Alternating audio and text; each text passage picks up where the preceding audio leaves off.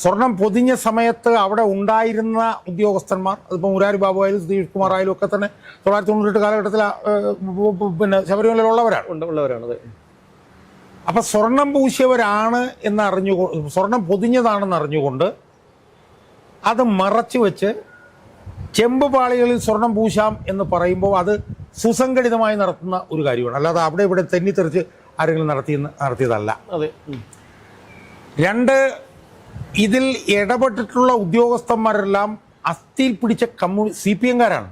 അതിപ്പോൾ സുധീർ കുമാർ ആയിക്കോട്ടെ, സുധീഷ് കുമാർ ആയിക്കോട്ടെ, മുരാരി ബാബു ആയിക്കോട്ടെ, ഉണ്ണികൃഷ്ണൻ പോറ്റി ഒഴിച്ച് ബാക്കി ഉള്ളവരെല്ലാവരും തന്നെ അസ്ഥി പിടിച്ച ഇൻ ആൻഡ് ഔട്ട് CPM-കാരാണ്.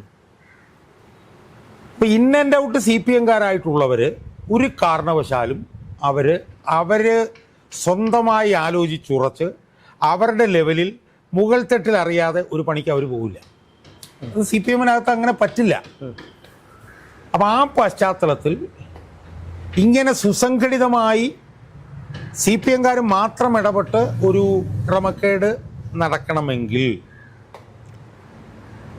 കാരണം ഇപ്പം ശബരിമലയിൽ സ്വർണം പൊതിഞ്ഞതിൻ്റെ അവിടുന്ന് ഇവിടുന്നൊക്കെ ഓടിച്ചു കൊണ്ടുപോകുമോ അല്ലെങ്കിൽ മാറ്റിക്കൊണ്ടുപോകുമോ ഒക്കെ ചെയ്താണെങ്കിൽ നമുക്കിവിടെ മനസ്സിലാക്കാം. അതാരും അറിയാതെ, അല്ലെങ്കിൽ മുരാരി ബാബു മാത്രം അറിഞ്ഞ് അവനെന്തെങ്കിലും ഒരു സ്വർണത്തിൻ്റെ പാളി ചെറിയൊരെണ്ണം ഒടിച്ചു പോക്കറ്റിട്ട്, ഇതങ്ങനെയല്ല. ഇത് വളരെ ഓർഗനൈസ്ഡ് ആയിട്ടുള്ള ഒരു തട്ടിപ്പാണ് നടന്നിരിക്കുന്നത്.